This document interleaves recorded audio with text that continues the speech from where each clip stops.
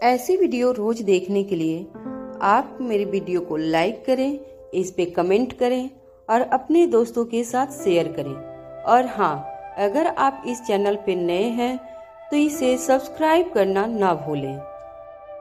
रोहित को ये कहने के बाद डॉक्टर सेठी राजलक्ष्मी और रोहित के साथ अनिका के कमरे में दाखिल हो गए। कमरे में दाखिल होते ही रोहित ने देखा कि बालकनी में खड़ी अपने सर पर हाथ रखकर अनिका गहरी सोच में डूबी हुई थी। ऐसा लग रहा था जैसे वो अपने सर पर जोर देकर अपने आप को और अपने पूरे परिवार को याद करने की कोशिश कर रही थी, मगर उसे कुछ याद नहीं आ रहा था। राजलक्ष्मी ने जैसे ही अनिका को इस तरह अपने दिमाग पर जोर देता हुआ देखा तो उसने तेजी से अपने कदम आगे बढ़ाते हुए कहा, मैडम आप ये क्या कर रही हैं? प्लीज मैडम, पैनिक मत होइए, सब कुछ ठीक हो जाएगा। अनिका ने जब मुड़कर अपने पास आ रही राजलक्ष्मी की ओर देखा तो वो हैरानी से कुछ देर तक राजलक्ष्मी को देखती रही। राजलक्ष्मी ने अनिका से कहा, मैडम, मैं राजलक्ष्मी आपकी असिस्टेंट, क्या आप मुझे नहीं पहचानती? अनिका घूर घूर कर राजलक्ष्मी के चेहरे को देखती रही, मगर उसे कुछ याद नहीं आ रहा था। अनिका के चेहरे पर इतना कंफ्यूजन देखकर राजलक्ष्मी अपने पीछे खड़े डॉक्टर सेठी की ओर देखने लगी। डॉक्टर सेठी पूरे सिचुएशन समझ गए थे। उन्होंने अपने दोनों हाथ हवा में लहराते हुए कहा, रिलैक्स अनिका जी, घबराने की कोई बात नहीं है। अगर आपको इस वक्त अपने बारे में कुछ याद नहीं आ रहा है तो डोंट वरी, कुछ ही देर में सब कुछ ठीक हो जाएगा, सब कुछ बिल्कुल नॉर्मल हो जाएगा, पहले की तरह। ऐसे सिचुएशन में पहले तो आपको घबराना नहीं है। आइए आज मैं आपको आपकी ही फैमिली से इंट्रोड्यूस करवाता हूँ, मगर उससे पहले मैं आपको अपने आप से इंट्रोड्यूस कराता हूँ। ये कहते हुए डॉक्टर सेठी ने रोहित से एक आईना मंगवाया। रोहित ने मेज पर पड़ा एक छोटा सा आईना डॉक्टर सेठी के हाथ में थमा दिया। डॉक्टर सेठी ने वो आईना अनिका के सामने रखते हुए कहा, सबसे पहले मुझे ये बताइए, क्या आप इस चेहरे को जानती हैं? ये आपका चेहरा है। क्या आप बता सकती हैं इस आईने में दिखने वाली इस लड़की का नाम क्या है? वहाँ जब आयशा दादी माँ के साथ गुलेरिया हाउस पहुँची तब उसे पता लगा कि आकाश की अंतिम विधियाँ यमुना घाट के किनारे शुरू हो चुकी है। आयशा ने ड्राइवर से कहा, जल्द से जल्द गाड़ी उस तरफ मोड़ लो। गुलेरिया हाउस के बाहर मौजूद गार्ड ने ड्राइवर को लोकेशन बताया। ड्राइवर तेजी से गाड़ी उस लोकेशन की ओर ले जाने लगा और कुछ ही देर में आयशा और दादी माँ उस लोकेशन पर पहुंचे जहां आकाश को अंतिम विदाई दी जा रही थी। आयशा जब दादी माँ के साथ गाड़ी से उतरी तब आयशा ने चारों ओर देखा, काफी भीड़ इकट्ठा हुई थी। गुलेरिया परिवार एक मॉडर्न परिवार था, जिसकी वजह से रिश्तेदारों, दोस्तों और बिजनेस एसोसिएट्स के लड़के और लड़कियां दोनों ही आकाश के अंतिम संस्कार में मौजूद थे। दादी माँ की व्हील चेयर को धकेलते हुए आयशा भीड़ के बीच रास्ता बनाकर आगे चलने लगी। तभी अचानक भीड़ के बीच में आयशा को एक जाना पहचाना चेहरा नजर आया, हंसराज मारवा।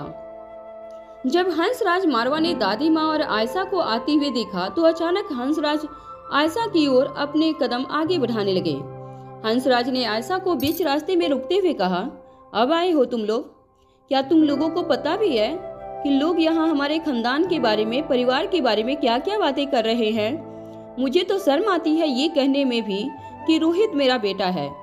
तुम्हें पता है कि लोग क्या बातें कर रहे हैं? आयशा और सुहासिनी मारवा हैरानी से हंसराज मारवा को देखने लगे। सुहासिनी मारवा ने अपनी आवाज तेज करते हुए हंसराज से कहा, ये क्या कह रहे हो तुम हंसराज?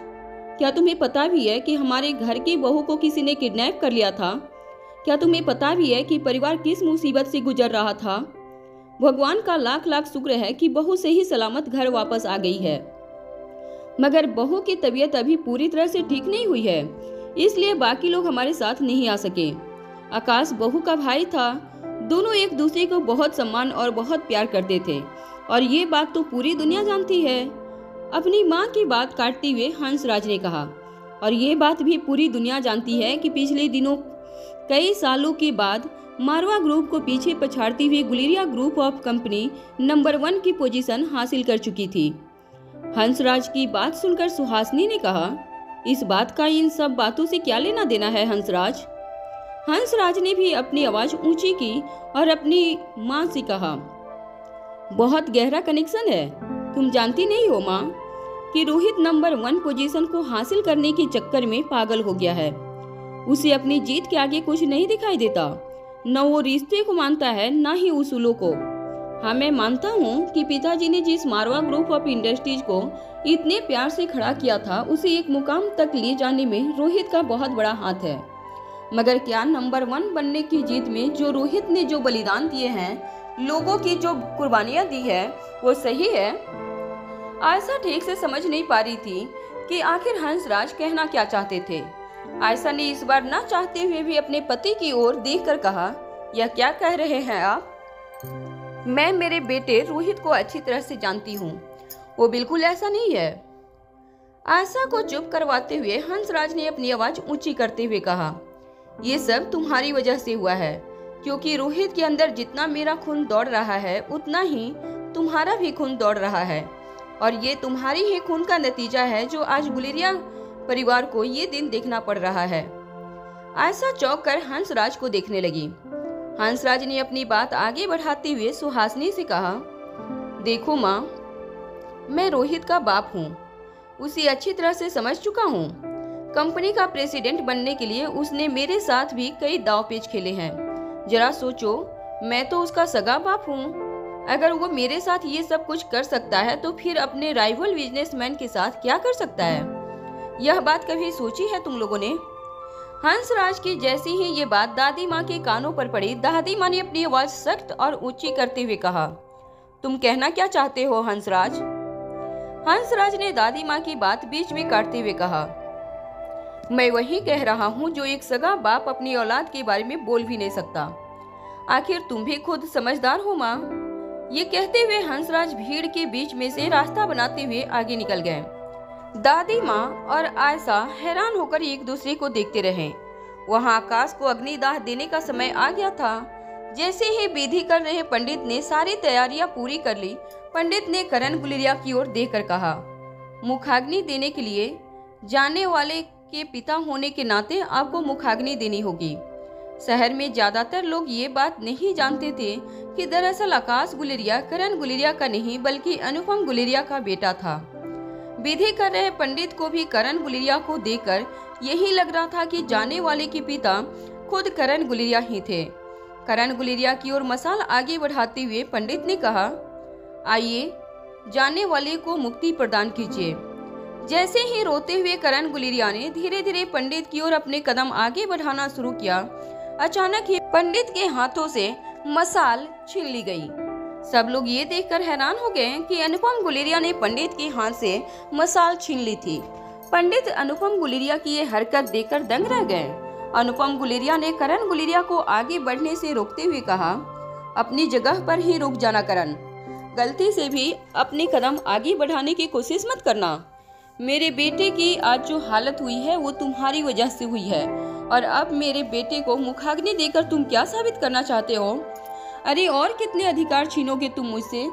पहले तो तुमने मुझे मेरा परिवार छीन लिया, फिर मेरे बेटे को छीन लिया, और अब मुझसे मेरे बेटे को मुक्ति देने का अधिकार भी छीनना चाहते हो तुम?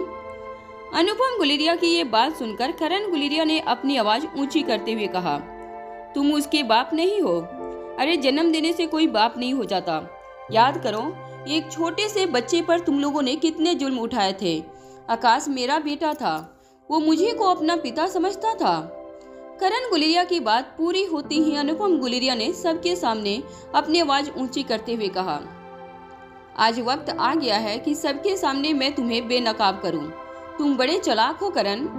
अपने हाथों में मसाल पकड़े हुए अनुपम गुलेरिया आसपास खड़ी भीड़ की ओर देखकर रोती हुई आवाज में कहने लगे, अरे जरा आप लोग ही बताइए, एक छोटे बच्चे को अगर उसके माँ बाप डांटते हैं, फटकारते हैं, तो उसकी भलाई के लिए ही होता है ना? आप लोगों ने भी तो कभी अपनी औलादों को कभी न कभी डांटा होगा, फटकारा होगा।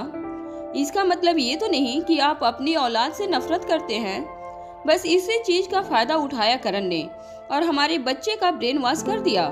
करण ने हमारे बच्चे के जिहन में ये बात डाल दी कि उसके माँ बाप उससे प्यार नहीं करते।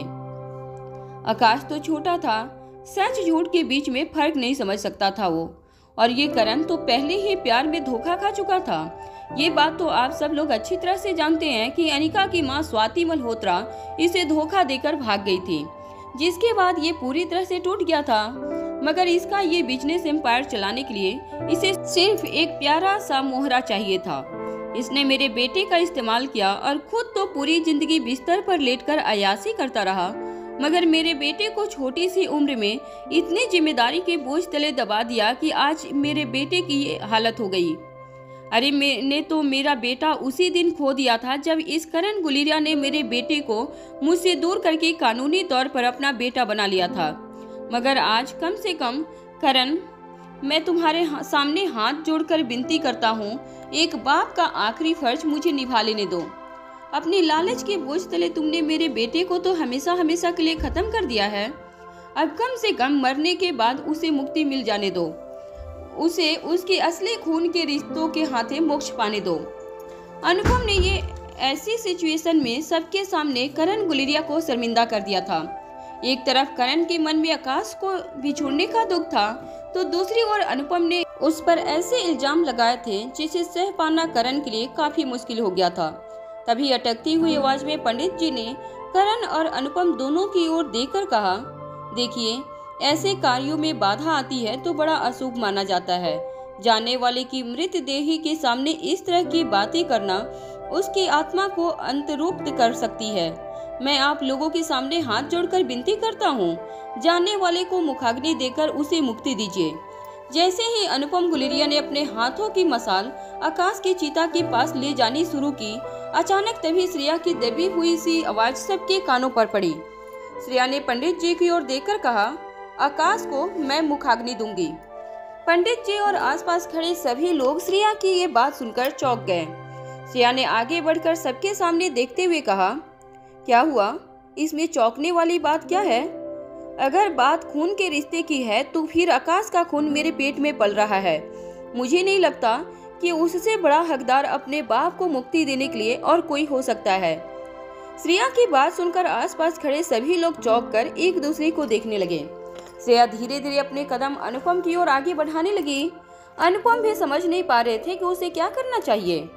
श्रेया को अपनी ओर आगे बढ़ता हुआ देखकर अनुपम अपने कदम पीछे हटाने लगे, मगर आगे बढ़ती हुई श्रेया ने अनुपम के हाथों से मसाल ले ली और नन्ही सी पिंकी को अपने पास बुलाया। श्रेया ने पिंकी का एक हाथ पकड़कर मसाल पर रखा और मसाल का जलता हुआ सिरा श्रेया ने आकाश की चिता पर लगा दिया। आकाश की चिता को अग्नि देने के बाद श्रेया ने पिंकी को अपने गले से लगा लिया। ऐसा लग रहा था जैसे अपनी बड़ी बड़ी आंखों से श्रेया आकाश की चिता से निकलने वाली आग को अपने अंदर समाने की कोशिश कर रही थी। श्रेया की आंखें लाल थी, मगर उसमें आंसू की एक बूंद नहीं थे।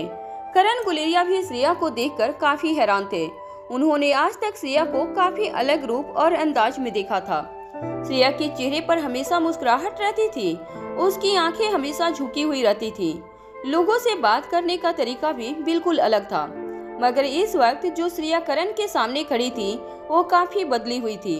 ऐसा लग रहा था जैसे श्रेया के मन ही मन कुछ ठान लिया था। आकाश की मौत ने श्रेया की जिंदगी को पलट कर रख दिया था, मगर साथ ही साथ आकाश की मौत ने श्रेया को पूरी तरह से बदल दिया था। कुछ ही देर में आकाश को अंतिम सलामी देते हुए लोग एक एक करके श्रेया और करण के पास आकर हाथ जोड़कर विदाई लेने लगे, मगर जैसे ही आयशा मारवा और सुहासनी मारवा श्रेया और करण से मिलने आए, श्रेया ने दोनों के सामने हाथ जोड़ते हुए कहा, इतना कुछ हो गया मगर अनिका अब तक आई नहीं। आयशा को समझ नहीं आ रहा था कि वो श्रेया की इस बात का क्या जवाब देती। श्रेया को इस हालत में देखकर खुद आयशा का दिल भारी हो गया था। वो समझ नहीं पा रही थी कि इतनी लंबी जिंदगी श्रेया बिना आकाश के सहारे कैसे गुजारेगी, और वो ये बात भी अच्छी तरह से जानती थी कि अनिका और श्रेया के बीच गहरी दोस्ती थी। दोनों सगी बहनों से भी एक दूसरे को बढ़कर मानती थी। ऐसे हालत में अगर सब कुछ ठीक होता तो अनिका चट्टान की तरह श्रेया के साथ खड़ी होती, मगर साथ ही साथ आयशा श्रेया को सच भी नहीं बताना चाहती थी। श्रेया पर वैसे भी काफी मेंटल ट्रॉमा था। अनिका की किडनैपिंग के बारे में श्रेया को बताकर आयशा श्रेया को और ज्यादा परेशानी में नहीं डालना चाहती थी। आयशा ने श्रेया की ओर देखकर हाथ जोड़ते हुए कहा, बेटा, वो बात दरअसल यह है कि अनिका की तबीयत कुछ ठीक नहीं है, मगर उसे भी आकाश का दुख अंदर ही अंदर खाए जा रहा है। वो बहुत जल्द तुमसे मिलने आएगी। आयशा ने जब ये बात श्रेया से कही थी तब वो कहीं न कहीं अपनी नजरें चुरा रही थी। भले ही श्रेया का दिल इस वक्त पत्थर का बन चुका था, मगर फिर भी श्रेया ने ये बात नोटिस की कि आयशा ने ये बात करते हुए कंफर्टेबल नहीं थी। आयशा सुहासिनी मारवा की व्हीलचेयर को ढकेलते हुए वहां से निकल गई। आयशा के जाने के बाद श्रेया ने करण की ओर देखकर पूछा, क्या हुआ है पापा? अनिका ठीक तो है ना? श्रेया की आवाज में अब काफी ज्यादा सख्ती सुनाई दे रही थी। इससे पहले जब भी करण ने श्रेया की आवाज सुनी थी, उसकी आवाज काफी नरम और मीठी थी, मगर अब धीरे धीरे आकाश की मौत ने श्रेया में होने वाले बदलाव साफ साफ नजर आने लगे थे। करण ने श्रेया के बिल्कुल पास आकर धीमी आवाज में उससे कहा, देखो बेटा, इस वक्त मैं तुम्हें और ज्यादा परेशान नहीं करना चाहता, मगर तुम अनिका के बारे में कुछ गलत सोचो उससे पहले मैं तुम्हें यह बता दूं कि आकाश की मौत के बाद अनिका की किडनैपिंग हो गई थी। करण की ये बात सुनकर श्रेया हैरानी से करण को देखने लगी। करण ने अपनी बात आगे बढ़ाते हुए कहा, मगर अब वो वापस लौट आई है। इनफैक्ट आज सुबह ही अनिका मारवा हाउस वापस लौटी है। अनिका की किडनैपिंग की बात सुनकर श्रेया मन ही मन एक गहरी सोच में डूब गई। श्रेया ने करण की ओर देखकर पूछा, आकाश का एक्सीडेंट, अनिका की किडनैपिंग, क्या इन दोनों के बीच में कोई कनेक्शन है? करण श्रेया की बात सुनकर बिल्कुल हैरान हो गए। वे फटी हुई आंखों से श्रेया को देखने लगे। सच्चाई तो यह थी कि खुद करण भी इस पहेली को सुलझा नहीं पा रहे थे। वो खुद भी ये बात नहीं जानते थे कि आखिर आकाश के एक्सीडेंट और अनिका की किडनैपिंग के बीच सचमुच कोई कनेक्शन था भी या नहीं। मारवा हाउस में अनिका के बेडरूम में डॉक्टर सेठी ने जब अनिका को आईना दिखाया तो अपने ही चेहरे को आईने में देखकर अनिका काफी कंफ्यूज नजर आने लगी थी। अनिका बार बार अपने ही चेहरे को छूकर अपने आप को पहचानने की कोशिश कर रही थी, मगर उसे समझ नहीं आ रहा था कि आईने में दिखने वाला चेहरा आखिर किसका था। कौन थे अनिका और क्या थी उसकी असली पहचान? जब डॉक्टर सेठी ने देखा कि अनिका काफी ज्यादा परेशान हो रही थी आईने में अपने आप को देखकर, तो डॉक्टर सेठी ने अनिका की आंखों के सामने से आईना हटा लिया और अनिका को बिस्तर पर बिठाते हुए कहा, रिलैक्स रिलैक्स, एकदम रिलैक्स हो जाइए, चिंता करने की कोई बात नहीं है। अभी आपको कुछ ही देर में सब कुछ याद आ जाएगा, सब कुछ पहले की तरह नॉर्मल हो जाएगा। डॉक्टर सेठी को जब रोहित ने ये कहते हुए सुना तो रोहित की आंखों में काफी उम्मीद नजर आने लगी।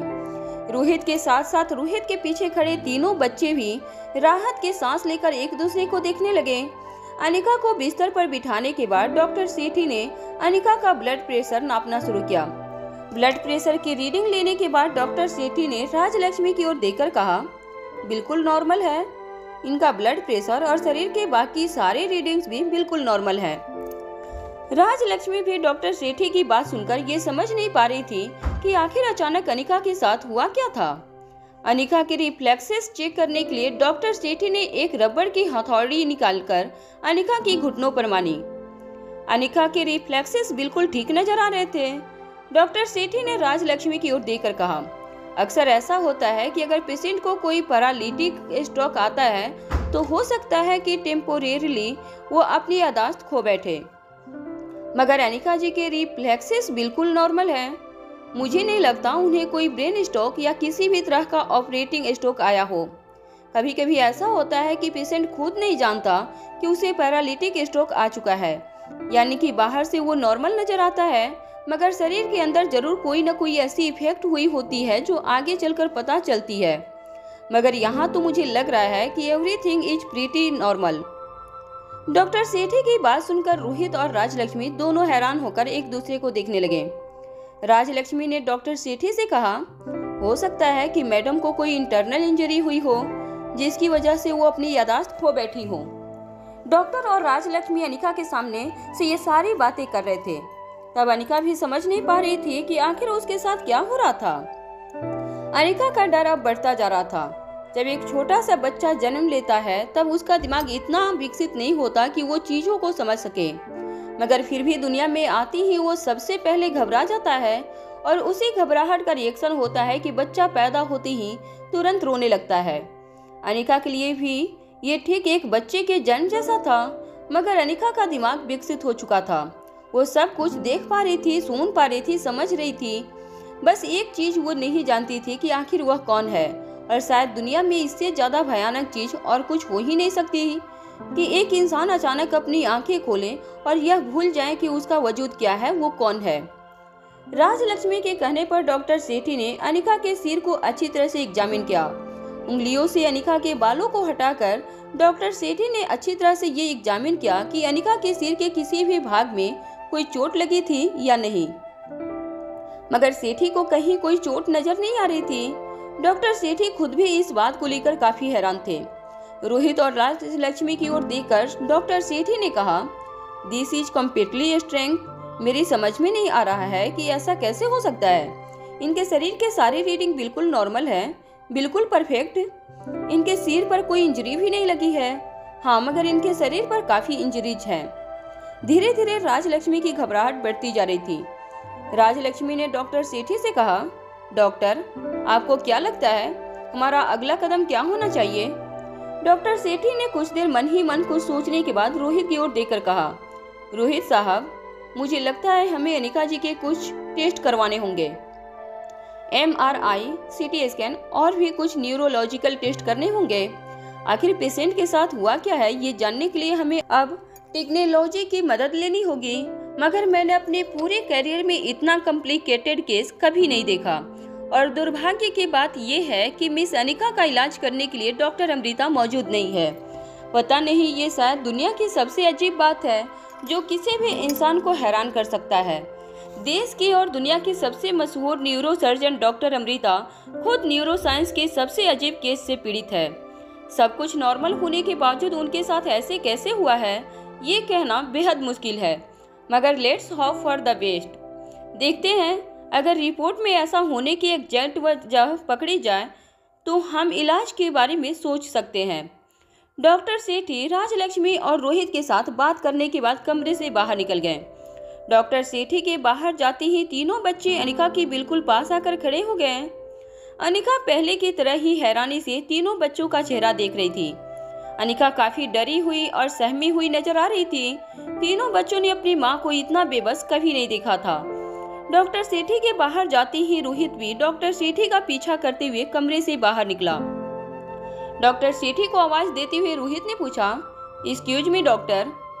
रोहित के पीछे पीछे राजलक्ष्मी भी कमरे से बाहर निकल गई। इससे पहले कि रोहित डॉक्टर सेठी को आगे कुछ सवाल पूछ पाता, डॉक्टर सेठी ने अपने चेहरे से चश्मे उतारते हुए रोहित की ओर देखकर कहा, देखिए मिस्टर रोहित, मैं खुद बड़ा हैरान हूँ। मैंने अपनी लाइफ में ऐसा केस पहले कभी नहीं देखा, मगर कुछ बातें ऐसी हैं, कुछ सवाल ऐसे हैं जो मैं बच्चों के सामने आपको नहीं पूछ सकता था। डॉक्टर सेठी की इस बात पर रोहित और राजलक्ष्मी हैरान होकर एक दूसरे को देखने लगे। तभी डॉक्टर सेठी ने अपनी बात आगे बढ़ाते हुए कहा, देखिए, मैं एक डॉक्टर हूँ। मेडिकल साइंस में इससे कई केसेज आते हैं जो हमारे दिमाग को बिल्कुल सुन कर देते हैं। कभी ना देखते हो, कभी ना सुने हो, वैसे केसेज आए दिन हमारी आंखों के सामने आते रहते हैं। कुछ केसेज तो ऐसे होते हैं जो हमने ये सोचने पर मजबूर कर देते हैं कि आखिर हम जिंदगी के बारे में जो सोच रहे हैं, जो समझ रहे हैं, वो सच भी है या नहीं। सच और कल्पना के बीच में फर्क करना बहुत मुश्किल हो जाता है। जिस आदमी ने कभी ना सिगरेट पी हो, ना शराब पी हो, ना कभी जिंदगी में कोई नशा किया हो, वो आदमी यूं ही पार्क में टहलते टहलते दम तोड़ देता है। और जो इंसान दिन भर नशे के धूत में रहता है, वह 100 साल तक जी जाता है। कई ऐसी बातें होती हैं जो कल्पना से भी विचित्र होती हैं, मगर हमने कुछ ऐसे केसेस भी देखे हैं जो इंसानियत को शर्मसार कर देते हैं। डॉक्टर सेठी की बात पूरी होने के बाद डॉक्टर से रोहित ने पूछा, आप कहना क्या चाहते हैं? मैं कुछ समझा नहीं। डॉक्टर सेठी ने गहरी सांस लेते हुए रोहित के कंधे पर हाथ रखकर कहा, देखिए मिस्टर रोहित मारवा, मैं जानता हूँ मेरी बात आपको काफी अजीब लगेगी। आप इस शहर के ही नहीं बल्कि इस देश के सबसे बड़े और पावरफुल बिजनेसमैन हैं। आप देखने में भी अच्छे हैं, पढ़े लिखे हैं, मगर कभी कभी हम अपने पार्टनर के दिल को समझ नहीं पाते। हमें लगता है कि हमें अपने पार्टनर को सब कुछ दिया है, जो कुछ हमारे बस में है वो सब कुछ हम हमारे पार्टनर के लिए करते हैं, मगर कहीं न कहीं हम ये नहीं जान पाते कि हमारी एफर्ट से हमारा पार्टनर खुश है भी या नहीं। डॉक्टर सेठी की यह बात राजलक्ष्मी और रोहित दोनों की समझ में नहीं आ रही थी। रोहित ने अटकती हुई आवाज में डॉक्टर सेठी से पूछा, डॉक्टर साहब, आप कहना क्या चाहते हैं? डॉक्टर ने कुछ देर तक यहाँ वहाँ देखकर तसल्ली की कि कहीं घर का कोई और सदस्य उनकी बातें तो नहीं सुन रहा था। जब उन्हें यकीन हो गया कि और कोई उनकी बातें नहीं सुन रहा था तो रोहित की ओर देखकर डॉक्टर सेठी ने कहा, मैं आपसे जो कहने वाला हूँ वह बड़े ही ध्यान से सुनिएगा। रोहित के लिए अब डॉक्टर सेठी की बातें ज्यादा कॉम्प्लिकेटेड होने लगी थी। डॉक्टर सेठी रोहित के चेहरे को हैरानी से देखकर कहने लगे, मिस्टर रोहित, देखिए अभी कुछ दिन पहले की ही बात है। मेरे क्लिनिक में एक केस आया था जहां अचानक ही घर वालों को पता चलता है कि उनका 32 साल का लड़का अचानक ही अपना दिमागी संतुलन पूरी तरह से खो बैठा है। कुछ ही अरसे पहले उसकी शादी हुई थी। दिमागी संतुलन खोने के बाद वो बार बार अपनी बीवी से मारपीट करता था, गाली गलौज करता था। उसकी बीवी काफी डर गई थी, सहम गई थी। उस आदमी की बीवी के घर वाले भी अब अपने बेटे के फ्यूचर को लेकर काफी चिंता में थे। एक पागल के साथ उनकी बेटी किस तरह पूरी जिंदगी गुजारेगी, ये बात उन्हें दिन रात परेशान करने लगी। फिर एक दिन ऐसा आया कि मजबूर होकर उस आदमी की बीवी ने उसे तलाक दे दिया और वो हमेशा हमेशा के लिए अपने घर चली गई। मगर जहां आप सोच रहे हैं कि कहानी खत्म हुई है, दरअसल कहानी वहीं से शुरू हुई।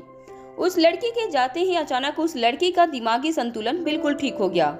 लोग ये देखकर काफी हैरान हो गए। वो समझ नहीं पा रहे थे कि ऐसा कैसे हुआ। कुछ लोगों ने तो ये भी बात कह दी कि शायद वो लड़की ही मनहूस थी, जिसके कदम पड़ते ही बेचारे लड़के की जिंदगी बर्बाद हो गई थी।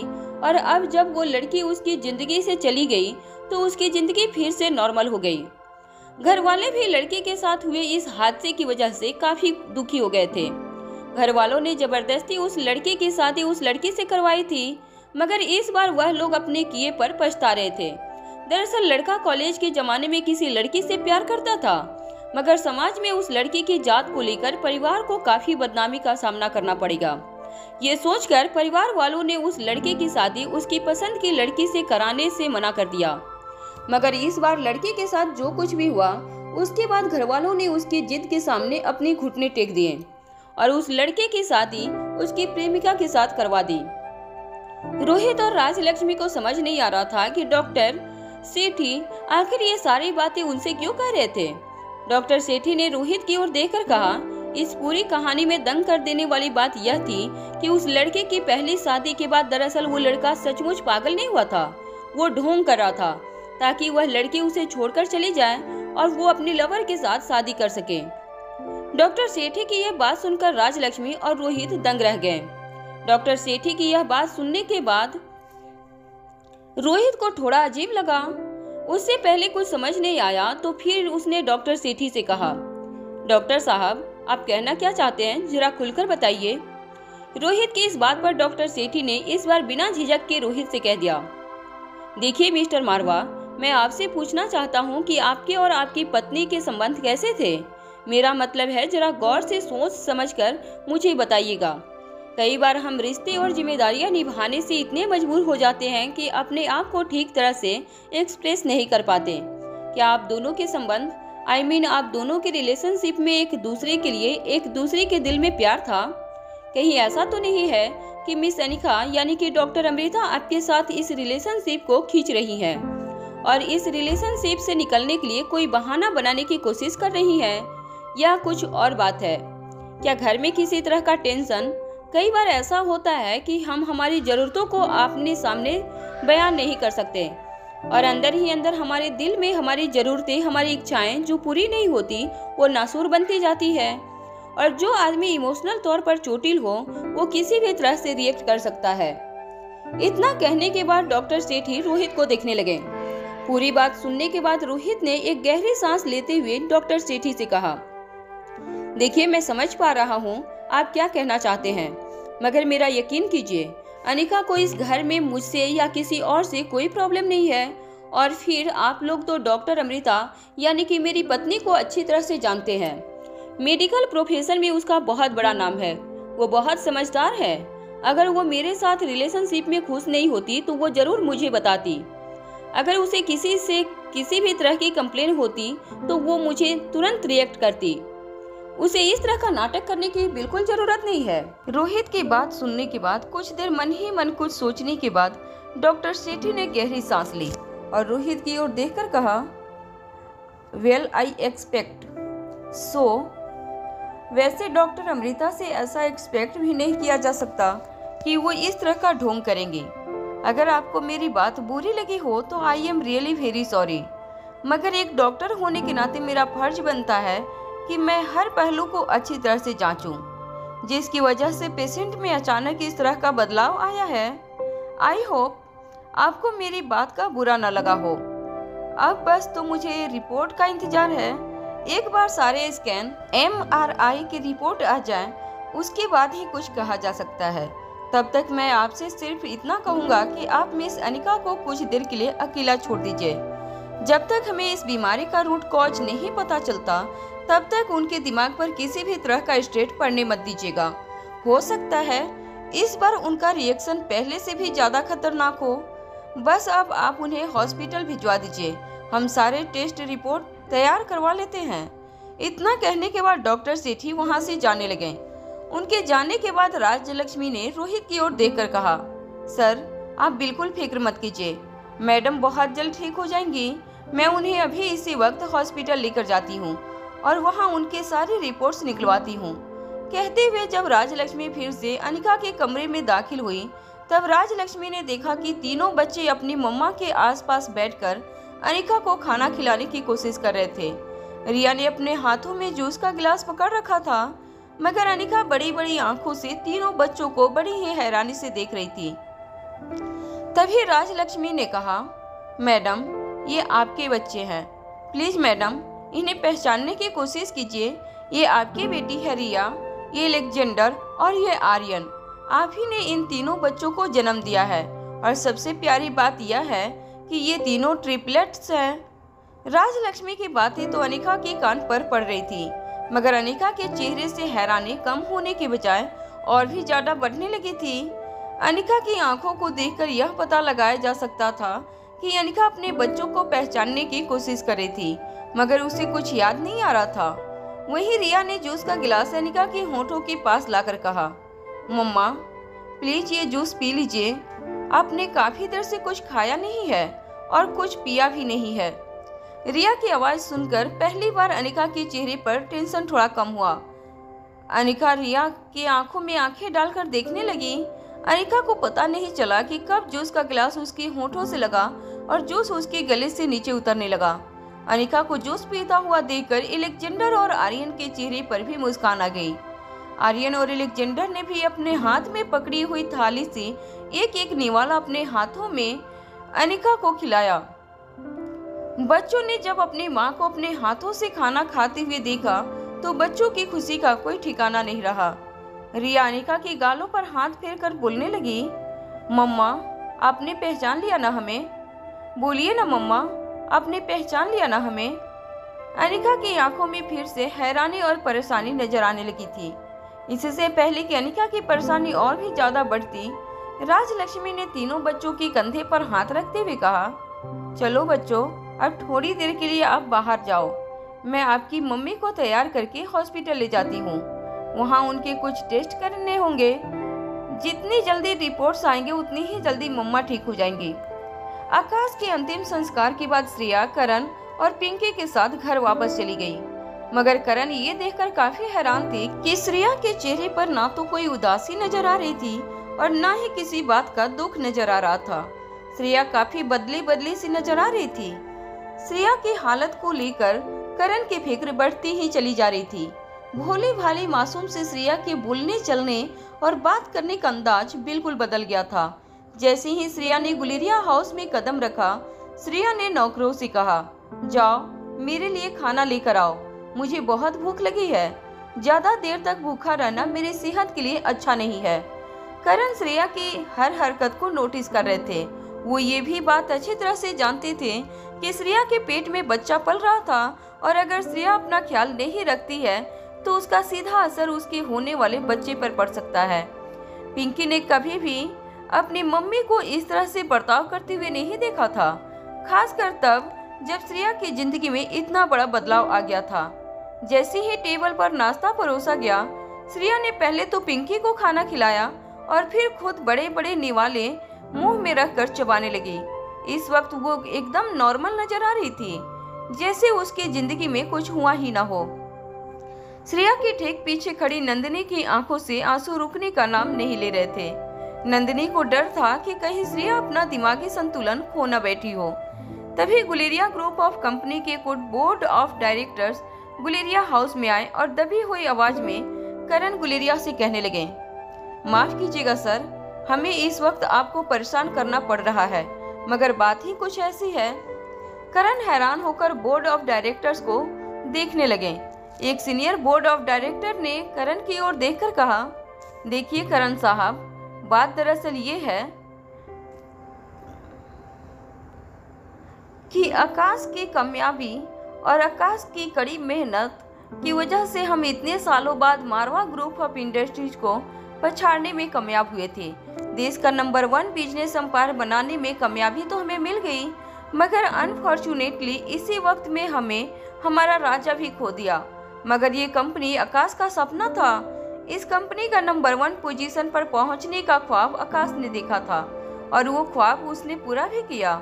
आकाश ने कामयाबी हासिल भी की, मगर अब हम लोगों की जिम्मेदारी है कि आकाश ने जो सपना देखा था और उसने जो हासिल किया था उसे हम फिर से सपना न बनने दें। देखिए, हम सब बोर्ड ऑफ डायरेक्टर्स तो अच्छी तरह से कंपनी संभाल सकते हैं, मगर कंपनी के प्रेसिडेंट के रूप में हमें आपके फैमिली का कोई मेंबर चाहिए जो आकाश की कुर्सी पर बैठ सके, वरना मार्केट में कई तरह के रूमर्स फैल सकते हैं। लोग तो यहाँ तक कह रहे हैं कि गुलेरिया ग्रुप ऑफ इंडस्ट्री 7 से 8 टुकड़ों में बंटने जा रही है। मगर मार्केट में ये खबर फैलती गई तो बहुत जल्द इन्वेस्टर का और मार्केट में काम करने वाले लोगों का हम पर से भरोसा उठ जाएगा। हमें जल्द से जल्द कोई कदम उठाना होगा। ये सब सुनने के बाद करण ने सभी बोर्ड ऑफ डायरेक्टर्स की ओर देखते हुए कहा, तुम लोग चिंता मत करो, मैं सब कुछ सोच लिया है। मैं रिटायरमेंट से वापस आ रहा हूँ। मैंने ऑफिशियली अनाउंसमेंट भी कर दी है कि गुलेरिया ग्रुप ऑफ इंडस्ट्रीज का प्रेसिडेंट अब मैं हूँ। करण की बात सुनने के बाद बोर्ड ऑफ डायरेक्टर्स हैरानी से एक दूसरे को देखने लगे। जब करण ने बोर्ड ऑफ डायरेक्टर्स के चेहरे पर परेशानी दिखी तो करण ने पूछा, क्या हुआ? मैं पहले भी गुलेरिया ग्रुप ऑफ इंडस्ट्रीज का प्रेसिडेंट रह चुका हूँ। क्या आप लोगों को मेरी काबिलियत पर शक है? करण की बात सुनते ही बोर्ड ऑफ डायरेक्टर्स में से एक ने कहा, नहीं नहीं सर, ऐसी बात नहीं है। बात दरअसल ये है कि यहाँ थोड़ा सा लीगल मैटर है। अगर आपको याद हो तो आकाश सर को प्रेसिडेंट बनाने के लिए आप ही ने अपने सारे शेयर्स उनके नाम किए थे, मगर आपने ज्यादा बड़ा हिस्सा अनिका जी को दिया था। अब या तो अनिका जी प्रेसिडेंट की कुर्सी संभाले या तो। ये कहने के बाद वो बोर्ड ऑफ डायरेक्टर्स रुक गया। करण ने उस बोर्ड ऑफ डायरेक्टर्स से पूछा, या तो दूसरा ऑप्शन क्या है?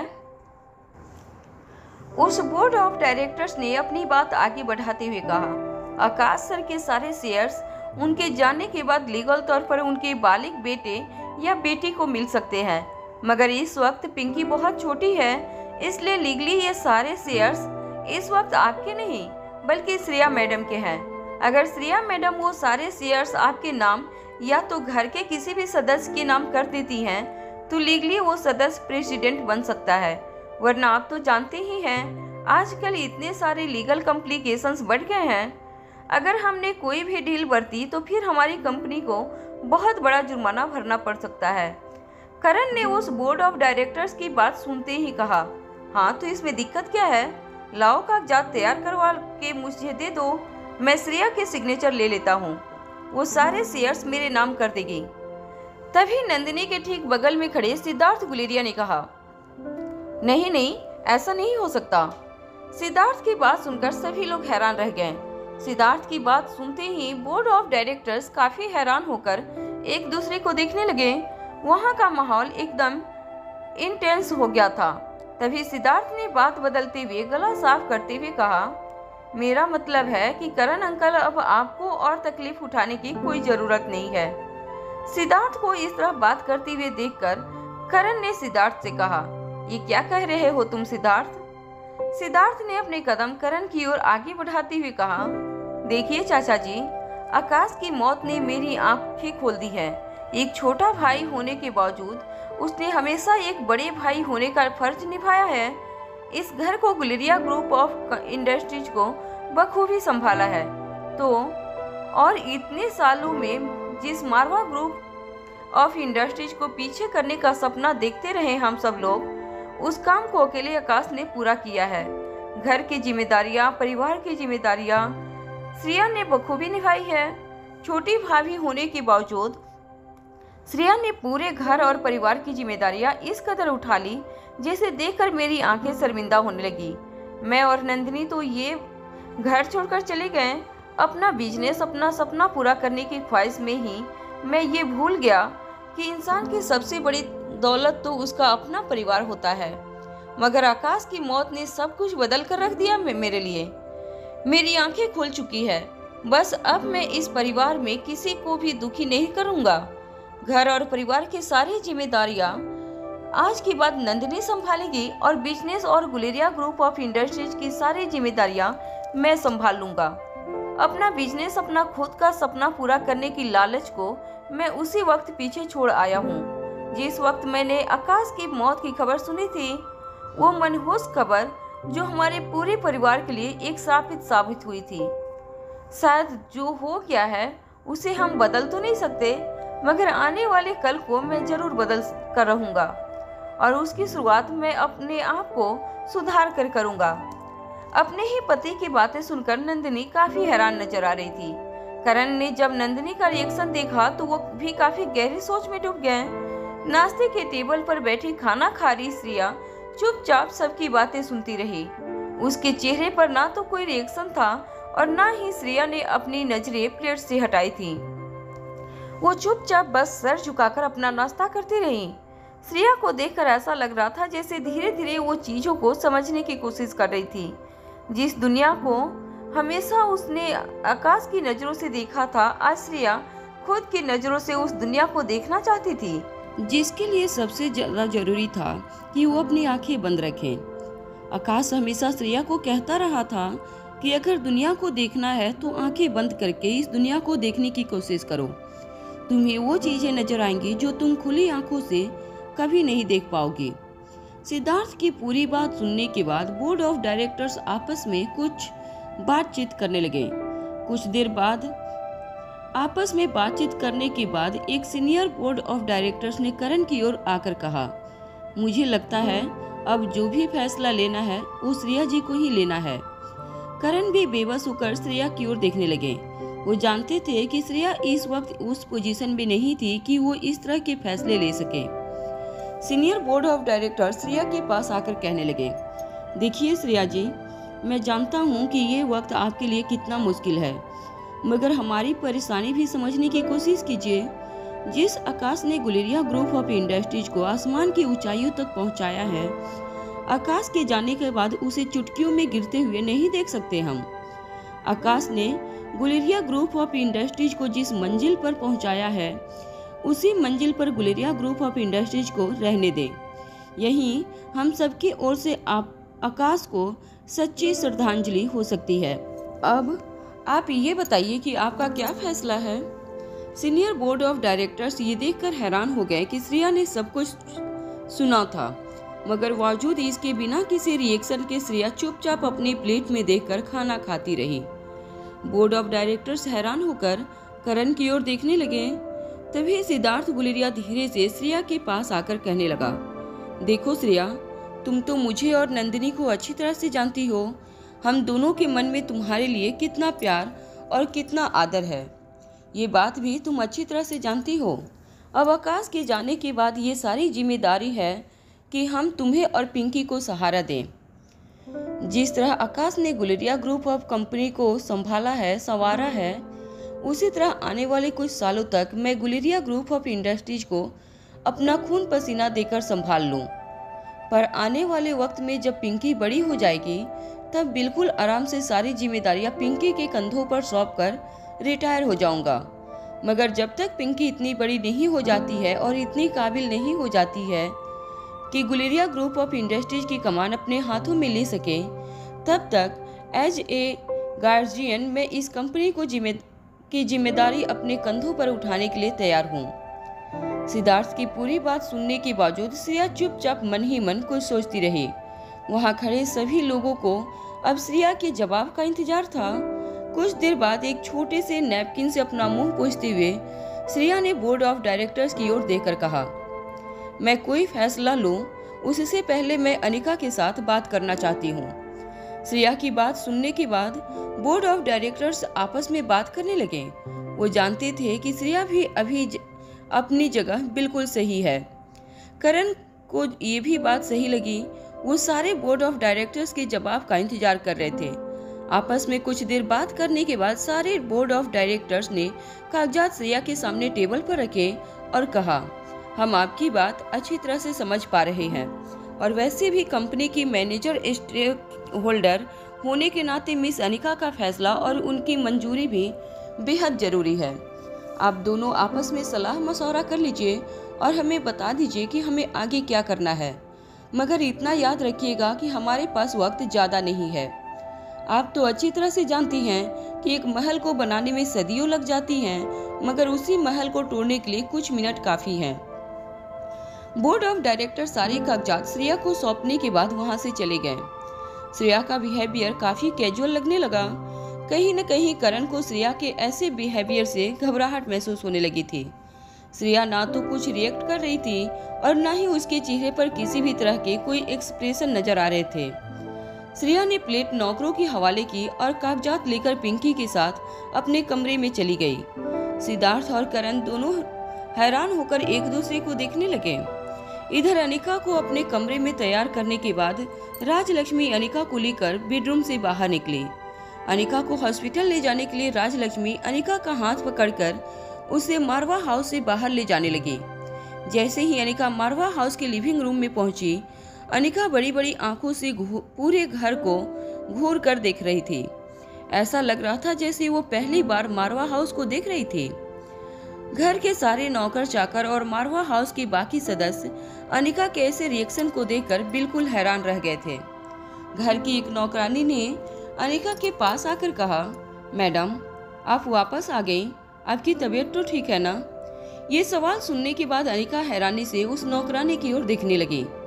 अनिका जिस तरह से उस नौकरानी को देख रही थी, नौकरानी को ये काफी अजीब लग रहा था। हमेशा अनिका सारे नौकरों के साथ बहुत अच्छी तरह से बातचीत करती थी। उसका स्वभाव काफी सरल था, मगर इस बार हालचाल पूछने के बावजूद नौकरानी को अनिका की ओर से कोई जवाब नहीं मिला। नौकरानी को इशारा करते हुए राजलक्ष्मी ने कहा, आप सब जरा हौसला रखिए, मैडम अभी अभी काफी मेंटल ट्रॉमा से गुजरी हैं, कुछ दिनों में आराम करके ठीक हो जाएंगे। तब तक के लिए इतना याद रखना कि इन्हें कोई डिस्टर्ब ना करे। मैं भी इन्हें हॉस्पिटल ले जा रही हूँ। हॉस्पिटल से आने के बाद मैं उन्हें घर वापस ले आऊंगी और उन्हें कुछ दिनों के लिए अपने बेडरूम में ही आराम करना होगा। बस इतना याद रखें कि इनके खाने पीने की चीजें और जरूरी सामान को इन तक पहुंचा दिया जाए, मगर कोई इनसे कोई सवाल न करे। सारे नौकर घबराकर अपने कदम पीछे लेने लगे और हैरानी से एक दूसरे को देखने लगे। उनके समझ में नहीं आ रहा था कि उनकी मैडम को अचानक हो क्या गया था। शरीर से तो अनिका काफी नॉर्मल लग रही थी। ऐसा नहीं था कि अनिका के शरीर में वीकनेस नजर आ रही थी या अनिका शक्ल से बीमार नजर आ रही थी। सबको बस अनिका की आंखें काफी अजीब लग रही थी। राजलक्ष्मी अनिका को धीरे धीरे घर से बाहर ले जाने लगी। बच्चे भी अनिका का पीछा करते हुए मेन डोर तक आ गए। राजलक्ष्मी ने बच्चों को इशारा किया। बच्चे मेन डोर पर आकर रुक गए। रोहित भी बच्चों के पीछे अनिका को जाते हुए देख रहा था। फिर अचानक बच्चों के सर पर हाथ रखकर रोहित भी अनिका और राजलक्ष्मी के साथ घर से बाहर निकल गया। जैसे ही अनिका, रोहित और राजलक्ष्मी घर से बाहर निकले, घर के कुछ नौकर आपस में बात करने लगे।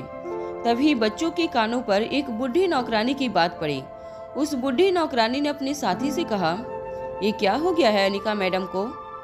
तभी उसके साथ खड़ी दूसरी औरत ने उसे जवाब देते हुए कहा, उनकी आंखें देखकर तो मुझे लगता है कि किसी ने उस पर जादू कर दिया है। हमारे गांव में मैंने बहुत बार ऐसा देखा है। कोई हंसता खिलता परिवार हो तो उनसे जलने वाले लोग उस घर की बहू को वश में करने के लिए उस पर जादू टोना कर देते हैं। एक बार परिवार की बहू को वश में कर लिया तो परिवार की सारी खुशियां एक साथ छिन जाती है, क्योंकि एक बहू सिर्फ बहू नहीं होती, वो माँ होती है, किसी की पत्नी होती है। अगर घर की बहू को ही वश में कर लिया तो समझो पूरे घर पर काबू पा लिया। ऐसे बहुत किस्से होते हैं। ये बड़े बड़े लोग इन सब बातों में मानते नहीं हैं और इसी का नतीजा भुगत रहे हैं आज मारवा खानदान के लोग। अरे इतना हंसता खिलता परिवार था साहब और मेम साहब का। मैंने तो कई बार खुद चाहा कि ये लोग बुरी नज़र से बचने के लिए विधि कराएं, मगर छोटे से नौकर की बात इस घर में कौन मानेगा। और फिर ये लोग तो अपने आप को पढ़े लिखे कहते हैं। तभी एक दूसरे नौकर ने उससे कहा, अरे नहीं नहीं, ये जादू टोना वाली बातों पर मैं भी कभी विश्वास नहीं करता, मगर अनिका मैडम को देखकर मुझे तो ऐसा लग रहा है कि ये अनिका मैडम है ही नहीं। अरे उनकी आंखें देखिए कितनी अजीब लग रही है। ऐसा लग रहा है जैसे अनिका मैडम की नहीं बल्कि किसी जंगली जानवर की आंखें थी। मैं तो कहता हूँ यह मैडम है ही नहीं, यह मैडम की कोई बहुरूपिया है जो जबरदस्ती घर में घुस आई है। उस नौकर की बात सुनकर तीनों बच्चे हैरान होकर एक दूसरे को देखने लगे।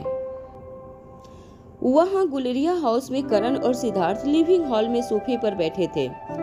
जहाँ करण गुलेरिया पूरी तरह से हारे हुए नजर आ रहे थे, वहीं सिद्धार्थ के चेहरे पर काफी टेंशन नजर आ रही थी। सिद्धार्थ की पत्नी नंदिनी, जिसे सचमुच श्रेया की बहुत फिक्र हो रही थी, उसने करण के पास आकर धीमी आवाज में कहा, चाचा जी, मुझे श्रेया की बहुत फिक्र हो रही है। आकाश का अंतिम संस्कार करने के बाद श्रेया काफी बदली बदली नजर आ रही है। श्रेया पहले कितनी इमोशनल हुआ करती थी, मगर अब अचानक प्रैक्टिकल हो गई है। ना तो उसके चेहरे पर दुख नजर आ रहा है और न ही उसकी आंखों में कोई शोक नजर आ रहा है। मैं जानती हूँ कि श्रेया आकाश से कितना प्यार करती थी। ऐसा हो ही नहीं सकता कि आकाश की मौत से श्रेया को कोई दुख न पहुँचा हो। मैं अच्छी तरह से जानती हूँ कि आकाश की मौत ने श्रेया को अंदर से तोड़ दिया है। उसकी मानसिक स्थिति बिल्कुल बिगड़ चुकी है। मुझे बहुत डर लग रहा है श्रेया के लिए। कोई इंसान इतना कैसे बदल सकता है चाचा जी। नंदिनी उस दिन से श्रेया की दोस्त बन गई थी। जब से श्रेया को आकाश गुलेरिया हाउस में लेकर आया था। श्रेया जब गुलेरिया हाउस में आई थी तब काफी ज्यादा डरी हुई थी। आकाश और श्रेया की लव स्टोरी के बारे में वैसे तो गुलेरिया परिवार वाले पहले से वाकिफ थे, मगर सालों की दूरी ने श्रेया को गुलेरिया हाउस में काफी अनजान बना दिया था। हमेशा डरी सहमी रहने वाली श्रेया को उस वक्त नंदिनी ने साथ दिया था और यह बात करण भी अच्छी तरह से जानते थे। नंदिनी के दिल में श्रेया के लिए जो फिक्र वह काफी जेन्युइन थी। यह बात भी करण बहुत अच्छी तरह से जानते थे। नंदिनी की बात सुनकर करण अपना सर झुकाकर मन ही मन कुछ सोचने लगे। करण को समझ नहीं आ रहा था कि वो इस बात का क्या जवाब देते। उन्होंने खुद भी नोटिस किया था कि श्रेया काफी बदली हुई नजर आ रही थी। श्रेया की आंखों को देखकर ऐसा लग रहा था जैसे अचानक ही श्रेया का पूरी दुनिया से विश्वास उठ गया था। अक्सर ऐसे सिचुएशन में लोग हिम्मत हार जाते हैं तो वो फूट फूट कर रोने लगते हैं। यहाँ तक कि एक दूसरे से बिछड़े हुए प्रेमियों को एक दूसरे की जुदाई बर्दाश्त न होने की वजह से उनकी हेल्थ पर असर होते हुए भी देखा गया है। मगर श्रेया के ऊपर आकाश के बिछुड़ने का जो असर हो रहा था वो फिजिकल नहीं बल्कि मेंटल था। श्रेया ने अपना नेचर पूरी तरह से बदल लिया था और यही बात करण को चौंका रही थी। अनिका के घर लौटने की खबर सुनने के बाद करण ने बार बार अनिका को कांटेक्ट करने की कोशिश की थी, मगर हर बार मारवा हाउस से करण गुलेरिया को एक ही जवाब मिलता कि अनिका अपने कमरे में आराम कर रही थी। कई घंटे बीत चुके थे मगर अनिका की कोई खबर नहीं आई थी, न ही अनिका ने किसी को कांटेक्ट करने की कोशिश की थी। करण को ये बात भी काफी अजीब लग रही थी। करण के दिमाग में इस वक्त कई सारी उलझनें एक साथ घूम रही थी। वहीं नाखून चबा रहे सिद्धार्थ ने अचानक खड़े होकर करण से कहा, देखिए चाचा जी, मुझे लगता है आपको जाकर श्रेया से बात करनी चाहिए। अनिका के साथ जो कुछ भी हुआ है शायद श्रेया वो बातें नहीं जानती। अनिका अभी अभी मारवा हाउस वापस लौटी है। क्या आपको लगता है इस वक्त अगर श्रेया अनिका के साथ बात करती है तो ये अनिका के लिए सही होगा? मैं जानता हूँ कि अनिका से सलाह मशवरा करना बहुत जरूरी है। अनिका का सजेशन लेना हम सबके लिए बहुत जरूरी है, मगर इस वक्त खासकर जब वो खुद अभी अभी इतने बड़े मेंटल ट्रामा से गुजरी है, उसके साथ इस तरह की बिजनेस की बातें करना क्या ठीक रहेगा? श्रेया पिछले दिनों से जिंदगी के जिन हालातों से जूझ रही है, उस बेचारी को ये पता ही नहीं था कि अनिका के साथ क्या हुआ था। मगर मुझे लगता है कि आपको जाकर उसे समझाना चाहिए। और फिर जहाँ तक मेरी बात रही, मैं एक बात अच्छी तरह से जानता हूँ कि भले ही मैं आकाश जितना काबिल और होनहार नहीं हूँ, मैं यह भी जानता हूँ कि हमेशा से आपको मुझसे ज़्यादा भरोसा आकाश पर रहा था। मगर मेरा यकीन मानिए, अपने लिए नहीं बल्कि आकाश के लिए अब मैं अपनी जी जान लगाकर कंपनी को संभालने की कोशिश करूंगा। सिद्धार्थ की बातें करण के कानों पर पड़ तो रही थी, मगर इस वक्त करण किसी और ही उलझन में फंसे हुए थे। एक तरफ वो अपना भतीजा, जिसे वो सगा बेटा समझते थे, उसे खो चुके थे, और दूसरी तरफ करण की बेटी मुसीबत में थी। वो बेटी जिसे सिक्योरिटी देने के लिए ही शायद करण की सांसें चल रही थी। कहीं न कहीं करण उस बेटी को हिफाजत रखने में नाकामयाब हुए थे, और यह उनकी जिंदगी की सबसे बड़ी हार थी। सिद्धार्थ की बातों को नजरअंदाज करके करण अपनी जगह से उठकर गुलेरिया हाउस के टेरेस गार्डन में चले गए।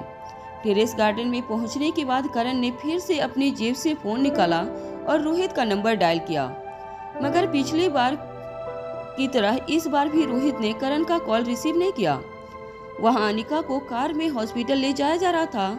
रोहित को समझ नहीं आ रहा था कि वो करण से क्या कहें, इसलिए रोहित बार बार करण का कॉल डिस्कनेक्ट करके उन्हें मैसेज लिख देता कि Anika is sleeping, will call you shortly. Karan Anika के पापा थे, और कहीं न कहीं रोहित को अनिका की ऐसी हालत के बारे में करण को बताने में हिचक हो रही थी। रोहित अपनी नजरों से अनिका की ऐसी हालत पर अपने आप को गुनहगार समझ रहा था, और करण को फेस करने की अब उसमें हिम्मत नहीं बची थी। जैसे ही रोहित, राजलक्ष्मी और अनिका हॉस्पिटल पहुंचे, राजलक्ष्मी ने अनिका को हाथ देते हुए कहा, आइए मैडम, उतरिए गाड़ी से, हमें यहाँ हॉस्पिटल के अंदर जाना है। अनिका बड़ी बड़ी आंखों से हैरान होकर अपने सामने खड़ी बड़ी सी इमारत को देखने लगी। अनिका के चेहरे पर हैरानी देखकर राजलक्ष्मी ने अनिका से कहा, मैडम याद कीजिए, ये वही हॉस्पिटल है जहाँ पर आपने कई ऑपरेशन करके कई लोगों की जानें बचाई है, लाइफ केयर हॉस्पिटल। ये हॉस्पिटल आपकी है, आपके पति रोहित मारवा की है। मगर अनिका के चेहरे के एक्सप्रेशंस देखकर राजलक्ष्मी समझ गई थी कि अनिका ना तो हॉस्पिटल को पहचान पा रही थी, ना ही हॉस्पिटल के साथ अपने रिलेशनशिप को। अनिका को रोहित मारवा की कार से बाहर उतरता हुआ देखकर हॉस्पिटल का स्टाफ दौड़कर अनिका के पास आया। एक वार्ड बॉय ने अनिका को सलाम करते हुए कहा, वेलकम मैम साहब। वो वार्ड बॉय यहाँ वहाँ देखकर हैरान होकर अपने साथी की ओर देखने लगा, फिर अपना सिर खुजलाते हुए अनिका की ओर देखकर कहा, मैडम आपका सामान कहाँ है? आज आप बिना सामान के ही आई हैं। आज क्या कोई बहुत इम्पोर्टेंट ऑपरेशन है जो राजलक्ष्मी मैडम आपको साथ लेकर आई हैं? हॉस्पिटल का स्टाफ भी ये बात अच्छी तरह से जानता था कि जब भी कोई ऐसा कॉम्प्लिकेटेड केस आता था जिसे हॉस्पिटल का स्टाफ और राजलक्ष्मी नहीं सुलझा पाते थे, तो राजलक्ष्मी अनिका को ऐसे खास ऑपरेशन के लिए बुलाया करती थी। मगर आज सवाल पूछ रहे ये वार्ड बॉय को ये नहीं पता था कि जो डॉक्टर लोगों के कॉम्प्लिकेटेड से कॉम्प्लिकेटेड केस को चुटकियों में सुलझा दिया करती थी, उसी डॉक्टर को आज ट्रीटमेंट की जरूरत थी। वो डॉक्टर अपना वजूद भूल चुकी थी। वो तो ये भी नहीं जानती थी कि वो एक डॉक्टर है। हॉस्पिटल के स्टाफ को इस तरह घूरते हुए देखकर अनिका ने अपने कदम पीछे लिए और राजलक्ष्मी का हाथ पकड़ लिया। अनिका ने जैसे ही राजलक्ष्मी का हाथ पकड़ा, राजलक्ष्मी और रोहित एक दूसरे को देखने लगे। यह पहली बार था जब अनिका होश में आई थी और अनिका ने किसी पर भरोसा जताया था। राजलक्ष्मी ने भी अनिका का हाथ कसकर पकड़ लिया और कहा, डरिए मत मैडम, ये सब आप ही के लोग हैं। हम सब आप ही के लिए काम करते हैं और इस हॉस्पिटल का पूरा स्टाफ आपको बहुत प्यार करता है। सामने खड़े वार्ड बॉय और हॉस्पिटल के स्टाफ हैरान होकर एक दूसरे को देखने लगे।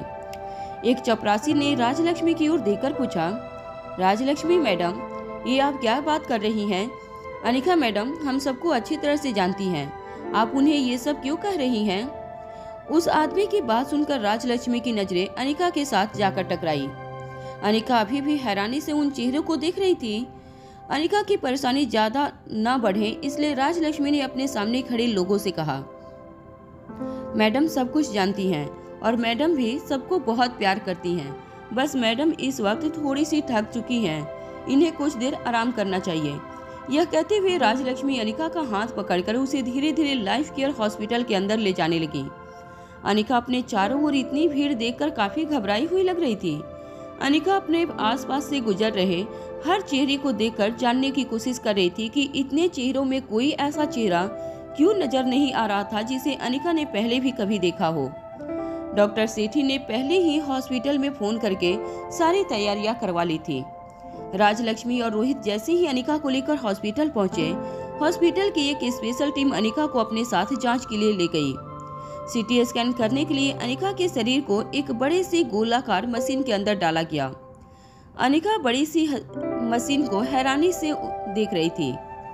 अनिका को एग्जामिन कर रहे डॉक्टर ने अनिका की इस हैरानी को देखते हुए कहा, मैडम, ये मशीनें, ये इक्विपमेंट आप रोज देखती हैं, मगर आज आप इन्हें इतनी हैरानी से क्यों देख रही हैं? डॉक्टर सेठी ने पहले ही उस डॉक्टर को अनिका के केस के बारे में समझा दिया था, मगर अनिका के चेहरे पर हैरानी देखकर वो विश्वास नहीं कर पा रहे थे कि उनके सामने जो बेबस और लाचार लड़की मशीन पर लेटी थी, वो वही औरत थी जिनसे देश और दुनिया भर के डॉक्टर्स हर दिन अपने आप को बेहतर बनाने के लिए कुछ न कुछ सीखने की कोशिश करते थे।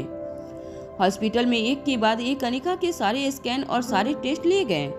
टेस्ट खत्म होने के लगभग 2.5 घंटे का वक्त गुजर चुका था। वक्त के साथ साथ अनिका की आंखें भी भारी होने लगी थी। अनिका की आंखों में नींद देखकर रोहित ने राजलक्ष्मी से कहा, मुझे लगता है कि अभी बाकी के टेस्ट इस वक्त यहीं रोक देना चाहिए। अनिका को कुछ देर के लिए आराम करना चाहिए। रोहित की बात सुनते ही राजलक्ष्मी ने अनिका की ओर देखकर कहा, फिक्र मत कीजिए सर, बस एक आखिरी बार ब्लड टेस्ट के लिए सैंपल लेना है। उसके बाद मैडम को टॉप फ्लोर के वीवीआईपी वार्ड में ले जाइए, जहां वो आराम कर सके। मेरे ख्याल से टेस्ट की रिपोर्ट आने तक हमें मैडम को यहीं पर रखना चाहिए। रोहित ने अपने दोनों हाथ जेब में डालकर हाँ में अपना सर हिला दिया। ब्लड सैंपल कलेक्ट करने के बाद राजलक्ष्मी रोहित और अनिका के साथ हॉस्पिटल के कुछ नर्स को लेकर वीवीआईपी वार्ड चली गई। वीवीआईपी वार्ड में दाखिल होने के बाद राजलक्ष्मी ने देखा कि अनिका की आंखें कुछ ज्यादा ही भारी होने लगी थी। ऐसा लग रहा था कि किसी भी वक्त वो अपनी आंखें बंद करके बेहोश हो जाएंगी। अनिका को सहारा देते हुए कुछ नर्स अनिका को हॉस्पिटल बेड की ओर ले जाने लगी। सारे स्कैन और टेस्ट के लिए अनिका को हॉस्पिटल गाउन पहनाया गया था। राजलक्ष्मी अच्छी तरह से जानती थी कि एक बार अगर अनिका की आंखें लग गई तो अनिका को जागने में कई घंटे लग सकते थे। इसलिए राजलक्ष्मी ने अनिका को सुलाने से पहले नर्स को कहा, एक काम करो, मैडम के कपड़े बदलवा दो। राजलक्ष्मी की बात सुनते ही हॉस्पिटल की नर्स अनिका का गाउन उतारने के लिए गाउन के बटन खोलने लगी, मगर तभी अनिका ने तुरंत अपने गाउन को कसकर पकड़ लिया और घबराई हुई अनिका रोहित की ओर देखने लगी। अनिका की घबराहट समझते हुए राजलक्ष्मी रोहित के पास जाकर धीमी आवाज में कहने लगी, सर, इस वक्त वो आपको नहीं पहचानती और आप दोनों के रिलेशनशिप के बारे में भी वह नहीं जानती। प्लीज सर, मैडम कपड़े बदल लें, उसके बाद आप चले आइएगा। रोहित अच्छी तरह से समझ पा रहा था कि राजलक्ष्मी क्या कहना चाहती थी।